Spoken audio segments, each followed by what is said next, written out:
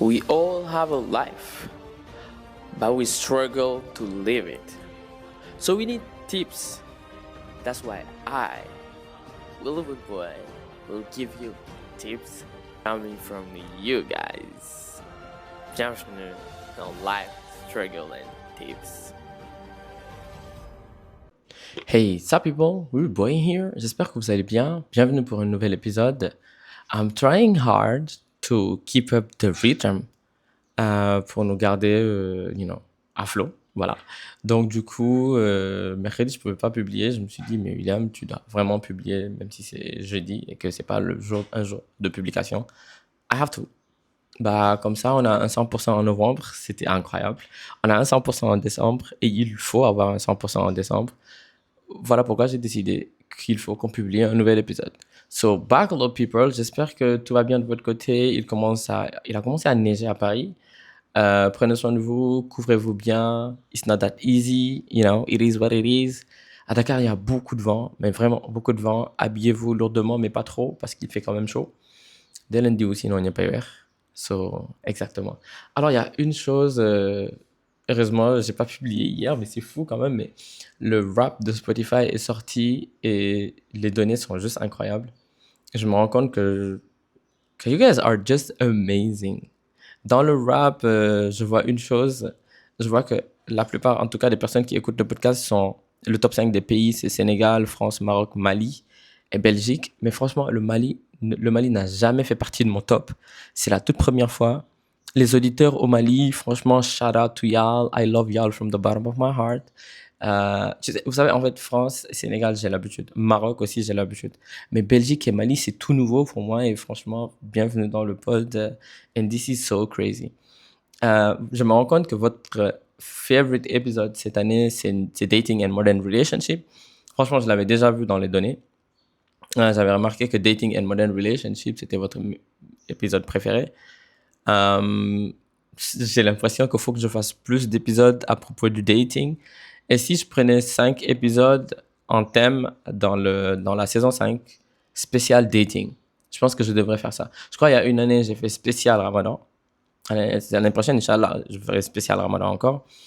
Mais je crois que je vais faire un truc spécial dating, que dating. Like dating, comment choisir son partenaire, dating, comment sortir d'un break-up, dating this, dating. I think you guys gonna love it and I should do that. Je me rends compte que c'est vraiment votre favorite épisode. Et puis dans les données Spotify, on a tellement grimpé. Dans les données Spotify, on a grimpé de fou. This is so shocked. Yeah, that's the rap. On a grimpé, je ne vais pas vous donner les chiffres, c'est trop de mathématiques. En tout cas, notre public a grimpé de 41%, le nouveau public de 941%, les abonnés de plus 44%. And this is crazy. Le plus important pour moi, c'était de savoir de connaître votre favorite épisode, c'est Dating and Modern Relationship. Et ce que je vais faire après cet épisode, après ce rap-là, je pense que je vais checker mes daters. Et voilà, vous donner des épisodes en conséquence and just be with y'all and give you what y'all really want and really need for the pod. So, le dernier épisode du pod, c'était juste incroyable. J'ai adoré comment vous avez accueilli les 2 derniers épisodes, les 3 derniers épisodes d'ailleurs, parce que je me rends compte que c'est vraiment l'esprit du podcast Prime Seasons qui revient. Oui, moi, en fait, c'est moi qui enregistre le podcast. On dirait que je suis un auditeur du podcast. Après, je suis là, oh, mais j'ai adoré telle partie du podcast. Ah non, mais j'ai adoré telle partie de l'épisode. Telle partie, c'était tellement le feu. Telle autre partie, c'était ci, c'était ça. This is just crazy. And this is amazing. Alors, voilà. L'été est terminé. France à Dakar et Tibokayem parce qu'il commence à faire très frais. Mais n'empêche, quelqu'un comme moi, ça va pas m'arrêter d'aller à la plage. Apprenez à nager. Comme ça, même quand il fait frais, vous allez pouvoir mettre une combinaison ou pas, ou aller nager très peu de temps dans l'eau et ressortir. So back all people, because you and I, in this pod, we are going to kill it. Alors, la dernière fois, j'ai reçu comme recommandation ce titre de podcast et c'est celui-là que je vais faire. How to manage a busy schedule. Alors, la personne m'a demandé how to manage a busy schedule. Je me suis dit, mais après, je me suis rappelé que c'était vraiment quelque chose d'important parce que beaucoup de personnes, déjà je vais expliquer, beaucoup de personnes confondent être busy et être vraiment occupé et créatif. Des fois, tu es très occupé, tu es très busy. I mean, you're really busy, tu es vraiment occupé et tu n'es pas productif. Voilà le terme que j'ai cherché. Beaucoup de gens confondent être occupé et être productif. Beaucoup pensent qu'en étant très occupé, tu es productif. La plupart du temps, c'est l'effet contraire que ça produit.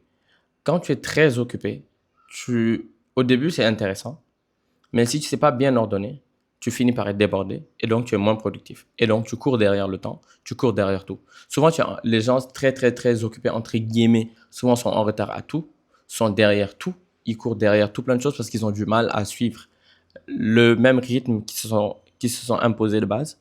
Ils ont du mal à le suivre parce que c'est pas un rythme normal, c'est un rythme effréné qui se sont créés. Malheureusement, en fait, c'est comme, entre guillemets, c'est comme se perdre dans une foule qui, de base, que tu étais en train de suivre.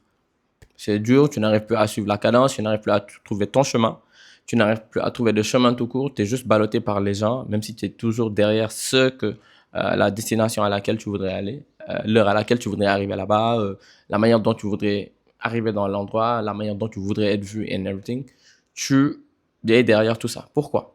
Pourquoi? Parce que quand tu es très occupé, when you have a busy schedule, euh, highly busy schedule et que c'est pas ordonné, le principal problème c'est ça. Il faut que ce soit ordonné. Il faut que ce soit ordonné, que tu saches en fait qu'est-ce qui te rend busy. People, most of the time, on arrive à un siècle où des gens vont te dire 24 heures dans une vie, c'est pas suffisant. Il fut une période aussi où je croyais ça parce que c'était très à la mode, c'était très tendance, c'était très swag de pas avoir assez de temps. T'as pas assez de temps, you're like, 24 hours is not enough, we need 2 days in one day, parce que je faisais trop d'activités. Et mon corps n'arrivait pas à suivre, et c'était un peu difficile. Excusez la voiture, je suis pas dans le même endroit où j'enregistre d'habitude. Et c'était un peu difficile pour mon corps n'arrivait pas à suivre, et je disais tout le temps, ah non, non, non, j'ai pas le temps, ah non, non, non, j'ai pas le temps. Très souvent, c'est juste les gens qui se sont mis dans des boucles interminables, à part quelques rares exceptions. Et ça, c'est très infime. Souvent, c'est des gens qui se sont mis dans des boucles interminables de choses à faire et finalement, ils se retrouvent à ne pas avoir de temps du tout. Souvent, les gens, ils disent quand tu as le temps, when you want to have time for something, you make the time for it. Alors, if you want to have time, like a real time to live, parce qu'on le dise ou pas, on s'est laissé enfermer dans le métro boulot dodo et très souvent, c'est le métro boulot dodo qui t'amène ça. Alors, Sénégal, métro boulot dodo, voilà, c'est valable partout. Que ce soit à Dakar, que ce soit dans un autre pays, c'est vraiment valable partout. On s'est laissé englober, enchaîner, relié à cette histoire-là, ce qui fait que la vie de beaucoup ne se limite qu'à leur travail, à leur activité. Alors là, c'est surtout ceux qui sont en freelance, ils ont ce très gros problème-là. Ceux qui sont en freelance, ceux qui sont à leur propre compte, très vite, ton travail devient ta vie et donc du coup, tu n'as plus de vie parce que ton travail prend tout ton temps et toute ta vie. Ça, c'est un truc très dangereux à faire. Vous savez, quand on ouvre une entreprise, de la même manière, il faut séparer ses finances personnelles des finances de l'entreprise. Quand on commence à travailler et qu'on a une entreprise, il faut séparer sa vie personnelle de son entreprise. Je sais qu'avant, c'était très tendance de dire mon travail, c'est ma vie. Sauf qu'on se rend compte que finalement, c'est très toxique de dire mon travail, c'est ma vie. Quand ton travail devient ta vie, tu n'as plus de vie.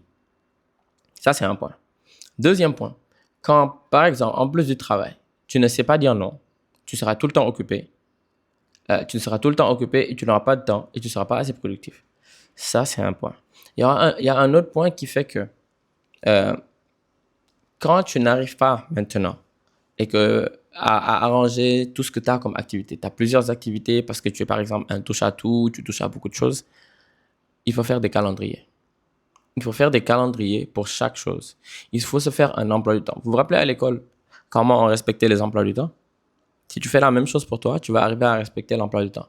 Pas à 100%, mais à 80% la plupart du temps. Donc, du coup, tu te fais un emploi du temps, mais surtout, il ne faut pas oublier dans l'emploi du temps de te faire des temps libres. En fait, souvent, les gens sacrifient les temps de récupération, soit disant ils peuvent faire autre chose tout en récupérant d'une autre chose. On ne peut pas récupérer en faisant une autre chose. Soit tu récupères en faisant rien, ou tu ne récupères pas tout court. C'est un des deux. Et ça, c'est très dangereux de se dire non, je vais récupérer en faisant ça, je vais récupérer en faisant ça. Malheureusement, ce qui nous arrive, c'est quoi? C'est le burn-out. Le burn-out est une chose qui est devenue très tendance à nouveau. Ah non, j'ai fait 2 burn-out, j'ai fait 3 burn-out. On croit tous que c'est mignon, c'est classe, c'est cute. It's not. It's not the case. Les burn-out, 1, 2 burn-out, ça passe même pas. J'allais dire ça passe, mais ça passe pas. Les burn-out à répétition va te mener dans une boucle de burn-out et va probablement tu as de très fortes chances d'être mené à une dépression. Et c'est un genre de dépression, quand je entre dedans, tu as du mal à en ressortir. C'est un danger. Et c'est un danger qui peut être évité. En quoi faisant? En répartissant son emploi du temps, en apprenant à dire non, en apprenant à supprimer certaines choses. Because sometimes you have to lose some to gain some. I mean, Benny the Butcher said it. He said sometimes you have to lose some to gain some. Des fois, il faut savoir supprimer certaines activités pour pouvoir laisser la place à d'autres activités. Alors, il faut préparer sa journée la veille. Ça veut dire que tu fais un emploi de temps de ta journée la veille. Tu vas d'avoir telle personne, telle personne, telle personne et telle personne. Tu fais ce qui est possible d'être fait le jour J. Et tu en supprimes certains. Comme ça, le lendemain, tu le fais. Si c'est pas possible, you try one or two, but don't do everything because you cannot do everything. Sinon, tu vas te fatiguer. Si tu te fatigues à répétition, je vais vous dire un truc très simple. Certains vont me dire, non, il y a des choses, je ne peux pas les supprimer, donc du coup, ce qui complique. Si tu prends tout et que tu fais tout, tu vas te retrouver en burn-out. Donc, du coup, tout ce sur quoi tu ne voulais pas être derrière, là, de toute façon, déjà, tu es derrière. Tout ce sur quoi tu ne voulais pas être distancé, tu vas être distancé grandement. Donc, il va te falloir faire 4 fois plus d'efforts cette fois pour revenir au top. Parce que tu as fait un burn-out et que tout s'est arrêté. Le monde, il fonctionne d'une telle manière que quand tu t'arrêtes de fonctionner, les gens, ils sont devant toi. Parce que les gens continuent à bouger. Les choses continuent à bouger, entre guillemets. Mais quand je dis les gens sont devant toi, les gens sont vraiment devant toi, entre guillemets. Parce qu'il n'y a personne devant personne. Right? Ça, il faut qu'on garde ça dans la tête. Alors, déjà, you have to manage your time. First of all, you have to manage your energy. And you have to manage your finance. Souvent, busy schedule, après, je ne parle pas des gens qui ont beaucoup d'argent, là. Parce que c'est différent. It's really different. Je vais mettre l'argent là de côté parce que moi-même, je ne maîtrise pas. On a un monsieur qui s'appelle Omar Badian. Il est sur LinkedIn. Il maîtrise tout ce qui est comment gérer ses finances parce que c'est un bon coach en finance. You can go and check him. He's super good. Alors, il faut faire du sport. En fait, ça semble tout bête, croyez-moi. Mais quand tu fais du sport, tu dors mieux. Quand tu dors mieux, tu es plus lucide. Quand tu fais du sport, par exemple, le matin, tu es plus frais dans la journée pour pouvoir affronter plusieurs choses. Donc, tu as plus d'énergie. Et donc, ce qui fait que le soir, tu dors mieux. Quand tu dors mieux, tu es plus apte à réfléchir, tu es plus apte à être productif. Et donc, si tu cumules ça au fait d'avoir un emploi du temps pour chaque activité et répartir chaque activité dans une semaine, tu peux même tracer ta semaine le dimanche. Tu traces ta semaine le dimanche. Et le dimanche, en début de mois, par exemple, tu mets certains rendez-vous et ça, tu t'en sors. Tu mets certains rendez-vous du mois. Et dans des cases, en début de semaine, tu combles les cases qui manquent et tu passes. La clé, c'est le repos et l'ordre. Un busy schedule qui te bouffe la vie, c'est juste parce que tu n'es pas ordonné. C'est tout. Tu reviens aux bases, tu arrêtes tout. Tout de suite, tu reviens aux bases. J'avais une technique pendant que je révisais en 2x4 vitesses durant mes examens d'université et que je me rendais compte que j'avais besoin de repos. J'allais pas trop vite, j'avais besoin de repos, mais si je m'arrêtais, c'était la catastrophe. Je me disais, il est préférable d'avoir 3 heures de sommeil tout de suite ou 24 heures off tout de suite pour pouvoir aller 2 fois plus vite que d'aller à une vitesse de canard, quoi. Que d'aller vraiment à une vitesse de tortue. Donc, tu perds un jour et après, tu vas à une vitesse de lapin. C'est plus vite que c'est mieux d'y aller à la vitesse de tortue à l'infini. Ça veut dire que tu arrives vraiment après tout le monde. Donc, du coup, la clé, c'est ça. La clé, c'est le repos. Ok, la clé, c'est le repos. La clé, c'est le sport. La clé, c'est l'ordre. Manage your energy. Manage your time. En fait, la plupart des choses pour lesquelles on court, ça me rappelle quelqu'un qui disait que on s'attache à beaucoup de choses alors qu'on n'a rien à perdre. C'est triste à le dire, mais c'est vrai. Bi nga ñëw si àdduna indiwoo dara. Ça veut dire loo fekk moomoo ko. Dañ la ko dénk. Pour la plupart des choses que tu possèdes, ce sont des choses qui ne t'appartiennent pas. Techniquement, ce sont ces choses-là qui te possèdent. Il y a un monsieur qui disait, à force de posséder des choses, ces choses finissent par te posséder. Je reviens sur ce que j'ai dit de base. Bi nga ñëw si àdduna, indi wadara. On s'attache à beaucoup de choses alors qu'on a franchement rien à perdre. C'est c'est cette peur de perdre ces choses-là qui nous font que, en fait, on a peur de faire beaucoup de choses. On a peur de ralentir. On a peur de prendre du recul. On a peur de apprendre à respirer. On a peur de ci, on a peur de ça. Si tu prenais le temps de méditer un peu plus, tu vas voir que tu vas être plus productif. Tu prends le temps de faire du sport, tu vas te rendre compte que tu vas être un peu plus productif. Mais on s'attache à tellement tout ce qui est autour de nous que ces choses nous paralysent et qu'on a tellement peur de les perdre qu'on se met dans certaines positions de protection. On essaye de protéger tout ce qu'on possède. Et si je dois bien vous le rappeler, vous ne possédez pas ces choses, ce sont ces choses qui vous possèdent. Ces choses vous possèdent car ce sont ces choses-là qui dictent votre comportement. Je m'explique. La manière dont tu aimes ton téléphone, la manière dont tu aimes ton ordinateur, la manière dont tu aimes ta femme, tes enfants, ta copine, fait en sorte que tu réagis en conséquence si ces gens ou ces choses sont menacés. Ou tu crois qu'ils sont menacés, ou tu as peur, ou tu penses que tu vas les perdre. Et donc, du coup, le cerveau réagit très vite. Non, si je fais ça, je vais le perdre, ou je vais la perdre, ou je vais perdre telle chose. Donc, du coup, je vais essayer de les protéger d'une telle manière. En réalité, tu les protèges pas forcément eux, tu te protèges toi de la perte. Et c'est ça le plus dur. Donc, du coup, tu essayes de faire en sorte de ne pas perdre les choses. Mais crois-moi, en ayant peur de perdre les choses, en ayant peur de perdre les gens, en ayant peur de perdre tout plein de choses, c'est là que tu les perds. La seule personne que tu dois avoir peur de perdre, c'est toi-même. Parce que quand tu te perds, crois-moi, c'est fini. Donc, du coup, stay focus. Ça ne veut pas dire que tu dois être nombriliste. Ça veut dire te dire que tu es le nombril du monde, être narcissiste et égocentrique et être concentré sur toi, non. Tu dois faire attention à toi. Un. Deux, tu dois travailler sur toi. Et quatre, tu dois juste te rappeler que les choses vont et viennent dans la vie, c'est comme les vagues. Je me rappelle à l'époque, une dame m'a dit William, je t'avais dit, rien ne t'appartient. Tout ce qui est dans la vie, soit on te l'a prêté, ou c'est juste éphémère. Donc, tout est éphémère. Le temps, on a une chose, c'est un temps qui nous est imparti. Le temps de vie qui nous est imparti. Et le plus important, c'est ce que tu as fait du temps qui t'est imparti. Ce n'est pas le nombre de temps où tu as vécu.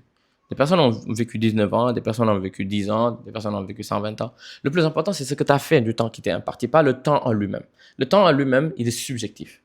Certaines personnes ont accompli de grandes choses. Par exemple, Tupac, à 25 ans, avait déjà vendu, à 24 ans, avait déjà vendu, je pense, le million, 500 000 albums ou quelque chose comme ça, 500 000 exemplaires d'albums, ou le million d'exemplaires, je ne sais plus trop. Il y en a à 24 ans, ils sortent de chez eux. Il y en a à 24 ans, ils ont le bac. Il y en a à 24 ans, ils sont juste à l'université. Il y en a à 24 ans, ils créent Facebook. Ou moins. À 19 ans, ils créent Facebook. Les gens sont différents. Il y en a à 40 ans, ils deviennent milliardaires. Donc, du coup, il y en a, ils changent le monde à un certain âge. Il y en a qui ne changent pas le monde, mais ils vivent bien. En fait, à the end, le plus important, c'est ce que tu as fait du temps qui t'est imparti. Ce n'est pas le temps lui-même. Tu vois, ça me rappelle un petit code qui n'a rien à voir avec ce que je suis en train de dire. Ça vient de Gandalf dans Le Seigneur des Anneaux qui disait que nombreux sont les vivants qui méritent la mort et les morts qui mériteraient la vie. Pouvez-vous le rendre? Non. Alors ne soyez pas prompt à donner du jugement de mort ou de vie sur les gens. Tout ce qui compte, c'est que faire du temps qui nous est imparti. À the end, tu dois juste te concentrer sur le temps qui t'est imparti. Ça veut dire le temps de vie qui t'est imparti. Qu'est-ce que tu dois faire dans ce temps de vie-là? Qui tu dois impacter? Quelle autre vie tu dois changer? Qu'est-ce que tu dois faire de mieux pour que ta vie aille de l'avant ou que la vie d'une autre personne aille de l'avant? Le temps de travail qui t'est imparti, qu'est-ce que tu dois faire pour que ton travail aille de l'avant et que ton travail change et que tu aies un impact? Le temps de repos qui t'est imparti, qu'est-ce que tu en fais? Qu'est-ce que tu fais du temps de repos qui t'est imparti? Est-ce que tu dors? Est-ce que tu scrolles sur ton téléphone?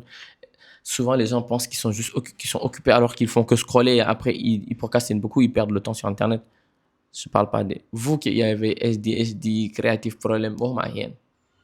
Gardez votre mal en patience avant de me dire non, mais moi, non, comme toi. Je reviens sur quoi faire du temps qui t'est imparti. C'est le plus important. C'est plus important que toute autre chose au monde. Alors, il n'est jamais trop tard pour se réveiller et se dire je dois redéfinir le temps qui m'est imparti. Prends ton temps. Check yourself. Regarde et un recul par rapport à ce que tu fais et ce que tu vis. Parce qu'en fait, des fois, on vit à la première personne. Parce que c'est nous. l'élément principal. We are the main character of our life. Donc, du coup, chacun dans sa vie, il est le main character. Donc, du coup, chacun se dit, chacun vit à la première personne. Il faut apprendre à se voir à la troisième personne là. Tu sais, en fait, ce que tu es en train de prendre comme décision. Tu sais ce que tu es en train de vivre. Tu sais, en fait, quelque peu l'impact de chaque chose que tu es en train de faire et de chaque décision que tu es en train de prendre. Ça va beaucoup t'aider dans ta vie. Et donc, du coup, avec le recul, comment on appelle ça, avec beaucoup de recul sur ta vie, avec l'analyse, mais surtout, en apprenant à être un peu plus posé, tu vas voir que les choses vont changer dans ta vie. C'est pas la chose la plus facile. Comme disait Thanos, ce sont les plus gros changements nous demandent les plus gros sacrifices. Je vais l'utiliser plusieurs fois, je vais l'utiliser tout le temps. Les décisions les plus dures nous demandent plus de sacrifices. Décider de changer ton schedule, et c'est une décision dure parce que tu as une habitude, et l'habitude devient une seconde nature. Et donc, dans dans ta tête, c'est ça qui est logique et c'est ça qui est normal. Alors que c'est pas le cas. Donc, du coup, you need to check yourself. You need to step back, to look yourself from the outside so you can see who you are, what you truly do. Qu'est-ce que tu dois supprimer de ta vie? Qu'est-ce que tu dois garder? Qu'est-ce que tu dois recadrer? Qu'est-ce que tu dois diminuer? Qu'est-ce que tu dois augmenter? Si tu as par exemple un rendez-vous qui suit un autre alors que tu as mis 30 minutes entre les deux, tu seras en retard pour les deux, crois-moi. Il faut savoir supprimer des fois certains rendez-vous pour pouvoir gagner du temps. Ça veut dire que tu vas un peu perdre, mais tu vas gagner du temps. Et demain, tous tes rendez-vous, non seulement tu vas arriver à l'heure, deux, tout le monde va te respecter parce que ce sont des rendez-vous où tu vas à l'heure, tu n'es pas très pressé. Et donc, du coup, tu n'es pas très pressé entre guillemets. Mais quand je dis que tu n'es pas très pressé, ça veut dire que tu ne cours pas pour aller au rendez-vous. Ça veut dire que tu peux arriver un peu plus à l'heure. Tu peux parler plus lentement dans ton rendez-vous parce que tu n'es pas arrivé en haletant. Tu es arrivé avant ou tu es arrivé à l'heure du rendez-vous. Donc, ce qui fait que tu peux prendre de la hauteur par rapport à ton interlocuteur. C'est tout ça, c'est des détails très importants. Et moins tu es en retard, euh, plus tu arrives à close des deals. Et moins tu es en mode course effrénée, plus tu es productif. Et donc, du coup, at the end, la productivité, mais n'a absolument rien à voir avec un busy schedule. 70% des gens occupés ne font pas vraiment, they're not closing it. They're not making it happen. You know, you need to get busy doing things that are productive. So, you need to get busy, ça veut dire que tu as besoin d'être occupé à faire une tâche. Mais tu n'as pas besoin d'être occupé continuellement à faire 1000 tâches. Tu n'es pas productif. C'est pas triste à dire, hein, c'est juste un constat. Et c'est un constat très important. So, du coup, people, pay attention to you. Check out yourself. It wasn't a long episode. Parce que j'ai vraiment trouvé le moyen de vous enregistrer cet épisode-là dans un espace-temps aussi restreint que I don't know what. But I wanted to make it happen because it's super important for me. Là, je tiens du plus profond de mon cœur à être constant. Et c'est pas du tout évident. C'est pas du tout évident, people.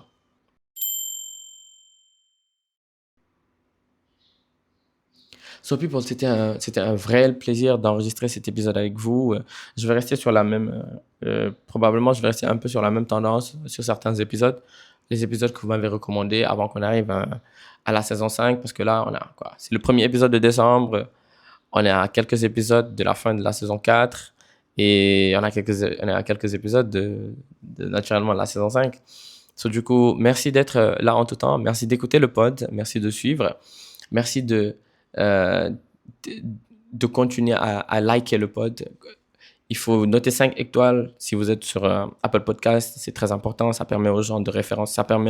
C'est bon pour le référencement du podcast. Il faut faire des commentaires aussi sur Apple Podcast, faire des commentaires sur Spotify. Mais je réponds à tous les commentaires maintenant, c'est incroyable. Notez aussi sur Spotify.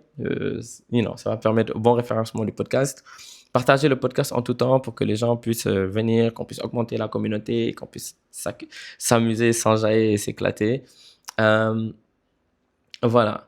La dernière fois, j'ai rencontré, je crois, Fama et Kiné. Et j'avais dit à Kiné que j'allais lui faire un shout-out. Shout-out à toi, Kiné.